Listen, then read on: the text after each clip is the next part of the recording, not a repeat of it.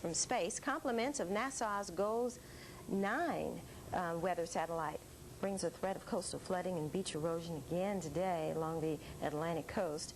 The picture shows that Luis is a very wide-range storm over some 700 miles. Hurricane Luis showed just how powerful it could get earlier this week, leaving over 2,000 people homeless in St. Martin. The storm tore through the island, leaving leveled homes and businesses. About 13 fatalities were reported. In Florida, Luis has made its impact, along the surf anyway, coast here, especially the Gold Coast. Scenes were familiar from Cocoa Beach to Palm Beach and all the way to Jacksonville Beach. High surf advisories and coastal flood watches remain in effect today. Here's the latest on Hurricane Luis from the National Hurricane Center. It is centered at 31 degrees north, 69.4 degrees west. That makes it about 300 miles west-southwest of Bermuda. Winds of 110 miles an hour. It's moving north at 16. And there you see the pressure. It has risen since the last advisory, which indicates this system is weakening. The satellite picture that shows Luis in respect to the lower 48, you can see just how large it is.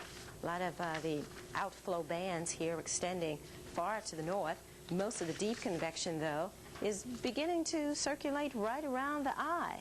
So this system is still causing some problems, just charting the waters for the most part of the Atlantic, as it's a long ways away from Bermuda and a long ways away from the lower 48. Just where it should be, I'd say, between the two areas, and should not cause any major destruction. Coastal flooding, though, for the coast here of North Carolina, and also a coastal flood watch for the northern parts of North Carolina into South Carolina and even the Gold Coast of Florida. Now, heavy surf advisories remain in effect up and down the East Coast. This does not include the Long Island Sound, the Delaware Bay area, as well as the Chesapeake Bay, but right along the Outer Banks here in the coastal areas, you really want to be careful, because this hurricane will be bringing in large swells, and with those large swells pushing up against the coast, we talk about very dangerous conditions, narrow bands of currents or water pushing away from the coast. And that combined with the large swells, we talk about very tricky riptides expected right along the coast today, too. So please be careful. Might want to stay away from the beach today, at least until we get rid of Luis. It is expected to continue to move north and then eventually move east, taking it even farther away from the lower 48 and even become extratropical, losing its tropical characteristics. So just hold on a day or two.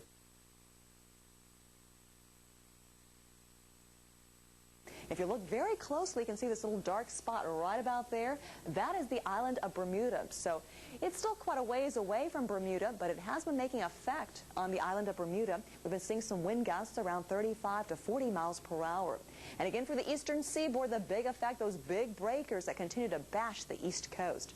Here's the latest particulars regarding the hurricane.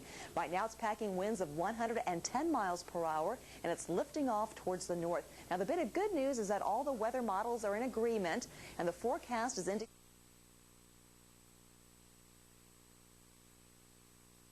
little weather tonight as they assess the damage from the hurricane's mortal blow.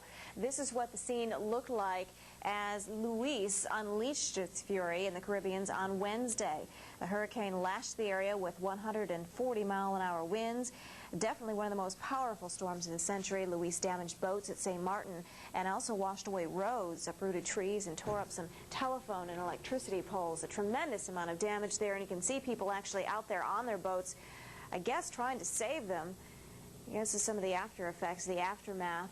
Very, very dramatic video, and that goes to show you what can happen when you have a Category 4 hurricane raking across any area.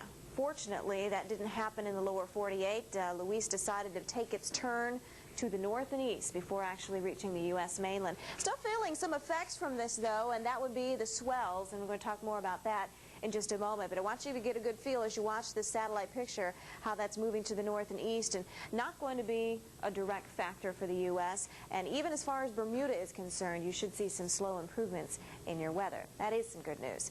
Luis centered at 35.6 north and 66.4 west.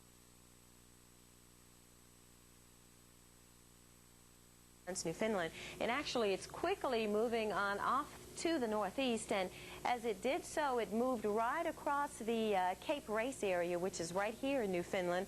And as it moved so quickly, we had reports of winds gusting up to some 62 miles an hour at the air station here. And we even had reports of swells and seas upwards some 98 feet, believe it or not. Certainly causing some problems for all the ships out here, I'm sure. Again, it's moving out to the northeast and on its way becoming extratropical, so we don't have to worry about Luis anymore. As it moves away, and actually I think it'll start to invade the European continent, mainly in the form of an area of low pressure, keeping things unsettled in Europe. And that has been the case so far. The last couple of months it's been fairly active in Europe because the tropics have been so active out across the Atlantic. Okay.